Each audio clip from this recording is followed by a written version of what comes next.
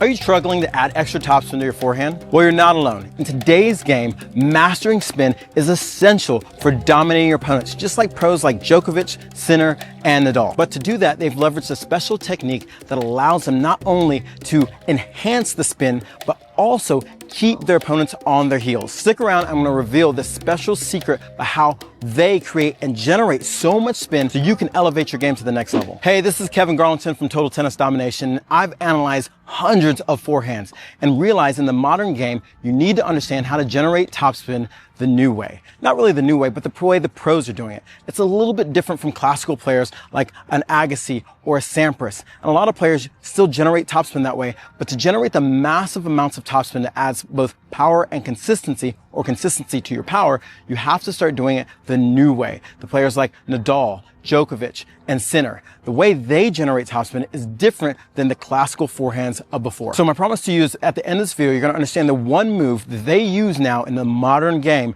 to start generating more topspin without losing control of the ball. That's one of the biggest issues that many players have. You're gonna learn that move and how to do it so you can add it to your game and start taking your game to the next level. Now, before we can talk about this move, we need to talk about the struggles that you might be going through. Most players struggle with generating power and spin is because they're just trying to use their arm. And this is one of the biggest mistakes I see players making, is that they're trying to use their arm both to generate power and to generate spin. But the problem is you're giving too many roles to that one position. Think of it as like a team, a basketball team.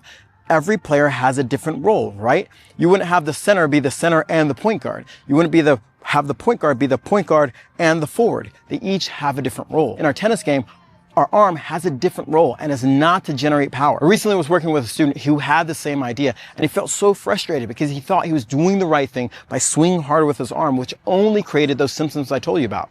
Inconsistency with the amount of power and control he had, but then when he had tried to hit spin, it was just spinning. And you could see how this really was tearing down his game, not on a technical standpoint, but just a mental standpoint, knowing that he couldn't trust his forehand to end points when he had the opportunities, but he couldn't be consistent in rallies because it was just spinning or too flat, and then he missed the ball. And this puts you in this emotional cycle of feeling like your game's stuck. You're either one or the other, and you start to lose confidence in your game because you can't make enough balls, but then when you do, you get hurt because there's nothing on the ball. I've been there and it's no fun. So we're gonna end that today. So if you're wondering what that one move is, it's a forearm stretch. This is my forearm, and actually understanding the idea of supination, where you have a cup of soup if you're gonna hold in your hand, and pronation is really important because most pros are using supinated forehands. This is slightly different from what you see past pros doing, where their arm is like this or in this position.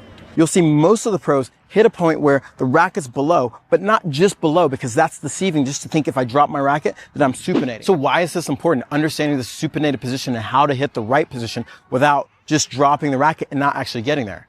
Well, our muscles stretch and shorten. If you ever heard about the stretch and shortening cycle, basically, when you stretch something like a rubber band, it wants to bounce back. So just like I'm taking my hand here and I'm holding my arm semi-firm and I'm pushing this way, guess what? It wants to stretch back. So this is storing elastic energy in my muscles. And then when I release it, boom, it comes up. This is super important. And this is what you see the pros doing. Now, the biggest mistake a lot of players make when they hear this idea of stretching the forearm is they actually don't stretch it. And so in the take back, they're here and they come through the ball just like this and they do pronation.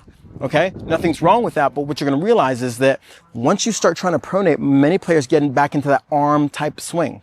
The nice thing about when you supinate and you stretch your muscles, as I start swinging forward, this happens more on a natural frame, meaning that since it's stretched and I start going forward, it's going to want to come up and around, creating spin.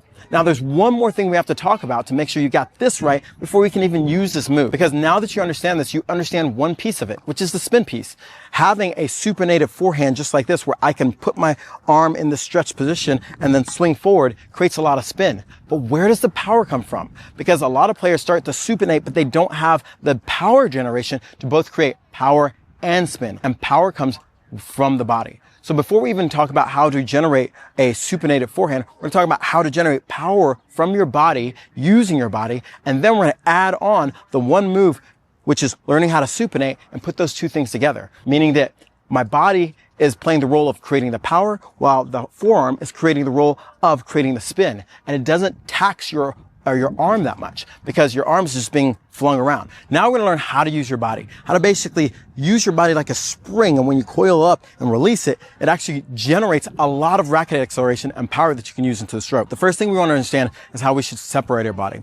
This is very similar, or this is learning how to use the kinetic chain. The kinetic chain comes from the ground up to your ankles, to your knees, to your hips, to your shoulder, and then to your arm. But what I'm going to do and show you today will pretty much sum that all up in a different way so it's easier to understand. The very first thing I want you to do is get on the balls of your feet right here. So you should be on the balls of your feet, feeling your toes kind of pressed down. But even with my toes pressed down, what I want you to do is just go side to side a little bit, making sure that I can pivot on the balls of my feet and I can keep my balance. From here, we're going to focus on two major muscles that contribute to us rotating. Now, I'm going to talk about these muscles, but understand force comes from the ground. As I push against the ground actually pushes back, and we can use that. So I use this analogy. If you want to jump really high, what are you going to do? Are you going to do this? No, I barely pushed against the ground. What I'm going to do is sink lower, and then I can push against the ground, hence the ground pushing back even higher. And so this is using my quads. And so I'm sinking down with my quads. Okay, so remember that as we come back. So now we're going to separate our body from here down and from here up. So meaning my torso up here and then the lower half of my body. And so the very first move I want you to do is put your hands in a prayer pose, just like this. What we're going to do is use this basically to get your upper half to rotate. When my upper half rotates to the right, because I'm a right-handed player, I'm going to try to keep my hips facing the camera as much as possible. So I'll show you the incorrect way first of all. So notice how my shoulders and my hips started rotating at the same direction at the same time versus here. You'll feel a stretch in your core right here, and this is exactly what you want. I'm still on the balls of my feet. So this is one. So if you practice one, and just go to the side, making sure you're keeping your hips forward, this is really important to understand how to use your body this way. The next thing is going to combine two. Now, two is the lower half. And so what I want to do is first, I'm going to sink down in my quads, but I'm going to take my finger right here. I'm going to put it in the middle of my right buttocks. Okay. So right here. So you can see it from here. What I want to do with that finger is I want to push it back and behind me. So a lot of players, when they coil or when they think they're coil, they're just using their quads. Okay. But we got to coil up. So you got to push my finger back and behind me. So we're going to practice this action now. We're going to go down with our quads and push my right butt cheek behind me. While I'm doing this, I'm starting to load more weight on my right leg. So I'm leaning over that right leg, pushing down and back, where my butt actually starts to come around because I'm pushing that finger back. Practice this a lot so you can get that feeling of here. I'm loading over this right leg.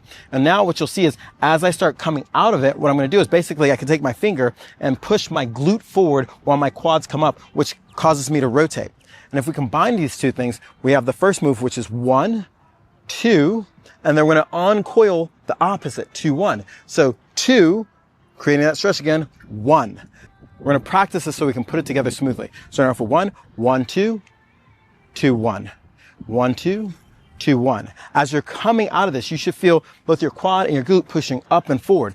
And so what you'll start to see is how my body's coiling up and rotating, coiling up and rotating, bringing my hips back to where my hips are even or a little bit past. This is essential for learning how to create racketed speed. So now let's add our racket so you can see exactly how this works with the racket. So if I have my racket in hand, remember that prayer pose. So that's me being in my ready position with my arms out in front of me. So if I do 1, 2, or the 1, I'm coiling up the top half. Then I do the 2, I'm loading here and pushing my butt back. From here, I would separate with my hands, and now, guess what? I would uncoil, having the bottom half go first and then the top half follow. And so if a ball was coming, I'd go 1, 2, and I could step and choose whatever stance I want and go 2, 1, making sure my bottom half is leading first and pulling my shoulder second. One big correlation to having more racketed speed and more power in a stroke is making sure that your shoulders are rotating more. A study done by Bruce Elliott, who's huge in the tennis community on biomechanics, talks about the difference between juniors and professional players. In the previous slide, again, this is for US players. So as you increased the velocity of your shoulder rotation, you increase the velocity of the racket at impact. The professional players who have more power over the long haul were using bigger muscles. Hence, they were using their shoulders much more, where the juniors would use their shoulders but then start trail off and use their arms. And so what you want to find is where you're going 1, 2, 2, 1, where your shoulder starts to come around. 1, 2, 2, 1. You can practice this with the ball. 1, 2, 2, 1. 1, 2, 2, 1. 1, 2, 2, 1. And this works for whatever stance you want to use. I'm using a pretty open stance. I could use more of a semi-open stance, or I can even use more of a neutral stance. And as I do this, notice how my front toe is pointing slightly forward. That still gives me the ability to go 1, top, 2. If you notice, my shoulders facing this way, my hips are facing this way, and I can go 2, 1. So it works at any stance. Now let's get back and learn that one position that you can combine with this to create way more spin on your ball. So now we're going to talk about how to create that supinated forehand. Now here's a couple recommendations for grips. Personally, if you have a continental grip, you're going to find this much harder to do because the continental grip doesn't allow for you to kind of tap into the use of your forearm here to get the racket to drop. It doesn't start until you get into an Eastern grip, where now the grip is a little bit more connected to the forearm.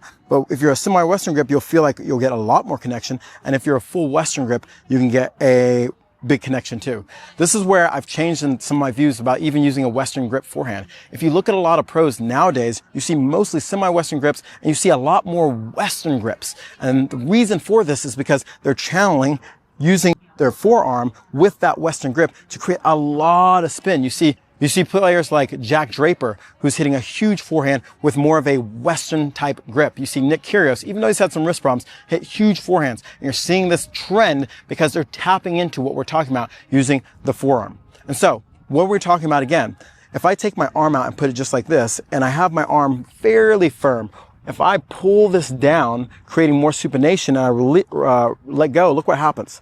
It wants to snap up, okay? And this is really important to understand that you're stretching the muscle and releasing it. Now, before we can even talk about this, we have to talk about the killer that happens to so many players, which is they're not relaxing. And so what I want you to do is this very special drill that really helps players understand how loose they need to be. Take your pincher fingers and pinch the end of the racket so it should be able to sway just like a pendulum here. Okay? And sway it back and forth. Feel how loose that can be. Now what I'm going to do is flip my palm, so my palm's facing up in that supinated position right now, and I have my racket just like this. Now, here's the problem. Most players, when they're swinging, squeeze the racket super tight. So even if I do 1, 2, 2, 1, watch what happens to my racket. It basically moves, but it stops. The racket doesn't get a chance to work. Now watch what happens when I loosen up my grip, but still hold it tight enough to hold on to it. I can go 2, 1, 2, 2, 1. Look at the difference how the racket wants to come around my body and work. This is crucial for understanding how to generate a lot of both power and spin without having to overtask your muscles. I made this mistake personally when I was working on this in the beginning. I would try to work too hard and I actually strained my forearm for a little bit. And then I realized that I was trying too hard and not letting the racket work. So this is the very first drill I want you to do. Just start off with doing 2, 1 and letting the racket come around. Notice how when I'm pulling my racket, I'm tilting my body back so I can pull the racket slightly up. Okay? And you get this action. Get really good at feeling how the racket wants to go around you without you doing any work. Then hold whatever grip you have, whether it be an Eastern, semi-Western, or a Western grip. If you have a continental, try an Eastern or semi-Western grip. If you have a continental and you want to make a switch, go to a semi-Western grip. So now if I hold that grip, instead of gripping it tight, I'm gripping it loose and letting the racket come around. I'm letting or holding the racket firm enough to hold on to the racket, but not too tight where the racket doesn't get a chance to work. So now let's talk about the supinated position. When we take our racket back with our grip, you usually get to a position here where you're about to almost get to the slot position. Usually players are pushing the racket down here. The key to making sure you can supinate is making sure that the racket is on the inside of the body, meaning this is the outside, this is the inside. You can have it straight here, you can have it here. You see players go very extreme here. But if you're not used to that, go ahead and start here. The key is making sure that my hand is facing back here. It's not stretched just yet. And my arm is lined up with my shoulder here. From here, the move we're going to do is basically pull your arm forward, meaning shoulder adduction towards your center line, and then supinate. We're going to break it down, but I'm going to show you how it works first. So from here, if I just pull forward, my hand would move in this direction. But the problem is the racket face isn't going to be in the right orientation. But if I pull and supinate, it drops my racket into this position and it stretches my forearm. So you can see how my forearm is facing up because of this. Now, a mistake I used to make is that I go to this position and I drop the racket. So if you can see, it looks like I'm supinating, but I'm actually not there yet. This is kind of that flat position here. And then I just drop my arm more. So instead of letting the racket drop, but keeping my arm up, and this a lot of times creates a double bend, or even if you're a straight arm, you'll see some level of this, okay? What I would do before is I would just drop my arm, okay? Which disconnects my body from my shoulder. That's another video. But if I move my racket to this position just by supinating, you feel that stretch. So let's work on those two moves together. So the very first thing is I want you to have your racket in this flat position. This may vary depending on your grip. I have a semi-Western grip, so it's here. Sometimes players might have a Western grip, so it'll be even more closed. And then you see a lot of times an Eastern grip here. Roger Federer, when he has this Eastern grip, he'll usually push his elbow back that pushes the racket down. This allows him to then create the stretch he wants. So the very first thing I want you to do is take your hand from this position and we're going to do shoulder adduction, meaning I'm just going to move my hand right around here. I'm not moving it all the way in front of my body. If you can see from this camera, it's kind of lined up here, and all I'm going to move is that little bit, okay? So we're going to practice this first move. Now the second move is we're going to have our hand do supination. Supination is where the hand opens up like I'm going to put a bowl of soup on it. So if I go from here, and we're going to start doing this action.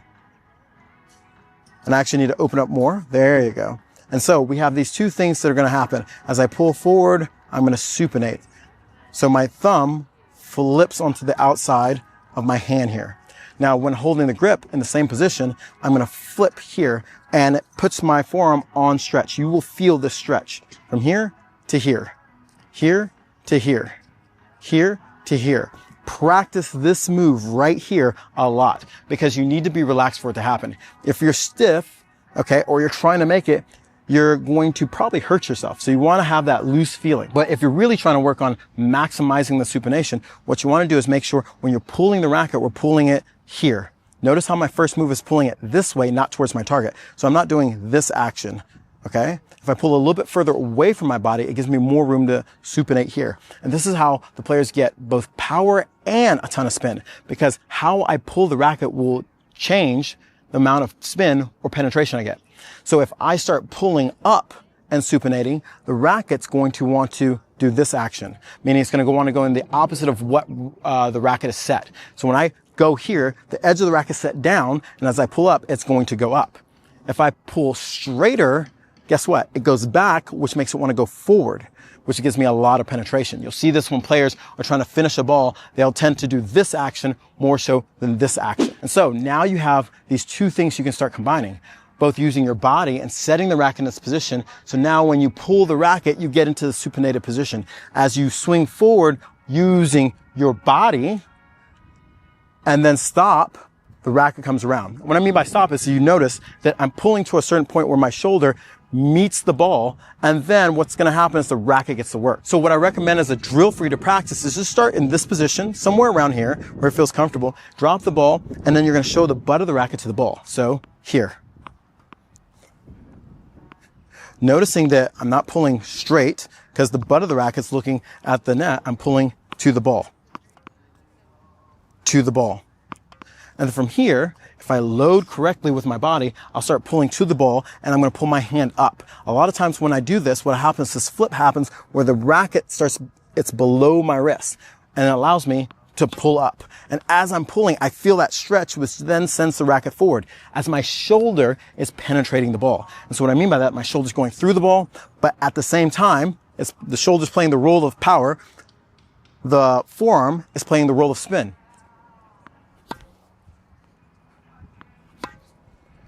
And so as I'm hitting the ball very hard, I can direct how much spin I want and how much power I want. The more my shoulder comes through, the contact, not all the way around, the more penetration I'm gonna get. And I can regulate how much spin by how much the angle of I pull up.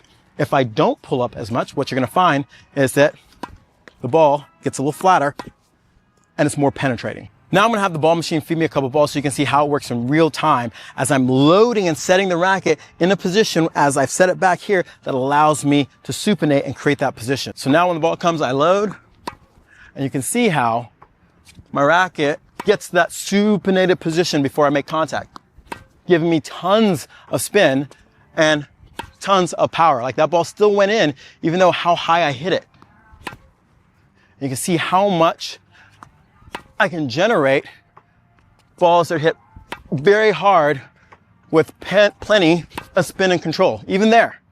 And if I don't want it to go so high, or if I want to penetrate, what I'll do is that.